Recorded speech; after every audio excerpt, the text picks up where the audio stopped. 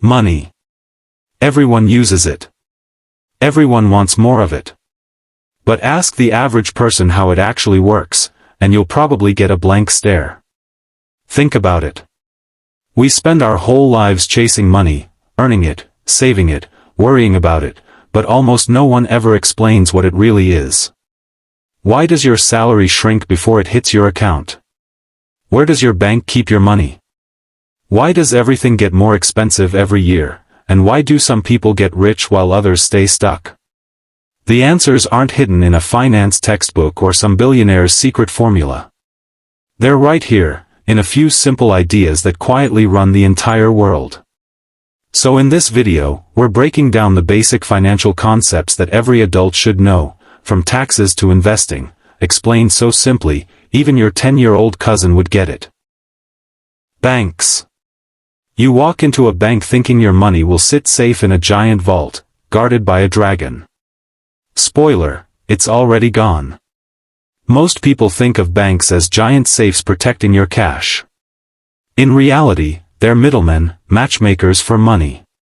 You deposit $1,000. The bank keeps maybe $100, and lends $900 to someone buying a jet ski they can't afford. That's called fractional reserve banking, a system that works fine as long as everyone doesn't show up at once demanding their money back. Unless it's 2008, then the whole thing falls apart. Banks make money by lending your money at higher interest rates than they pay you. You're the supply, borrowers are the demand. They entice you to deposit by offering convenience, digital access, and small interest. And yes, it's safer than your shoebox.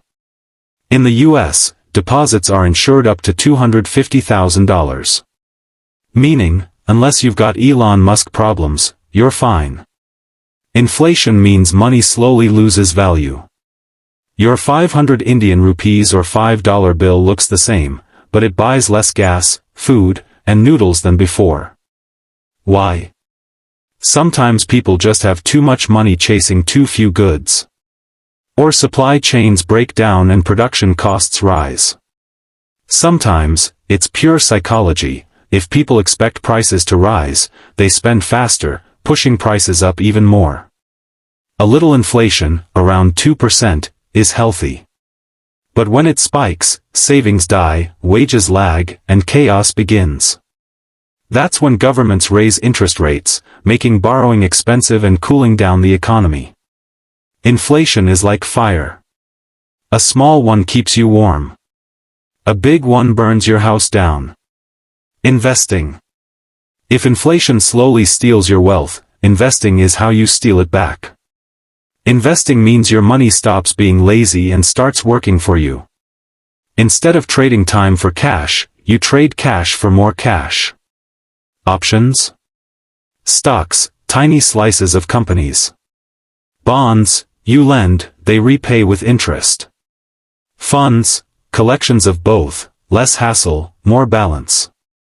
Real estate, people pay to live in your property. Wealthy people aren't lucky, they're patient. They let compound growth work for decades. Markets rise, fall, recover. But the biggest risk isn't losing money, it's never investing and letting inflation quietly rob your future. Time. Time is the only currency that never gets a refund, and the richest people know exactly how to spend it. Time is the most valuable asset we have. Most people trade it directly for money, hour for paycheck. But the wealthy? They train their time to work for them. They build skills, systems, and investments that keep paying, even while they sleep. In investing, time is the greatest multiplier. Compound interest doesn't work overnight, it works over years. That's why ordinary earners can retire millionaires. Not by beating the system, but by using it. A little money plus consistency plus time equals freedom. Because wealth isn't built in days. It's built in decades.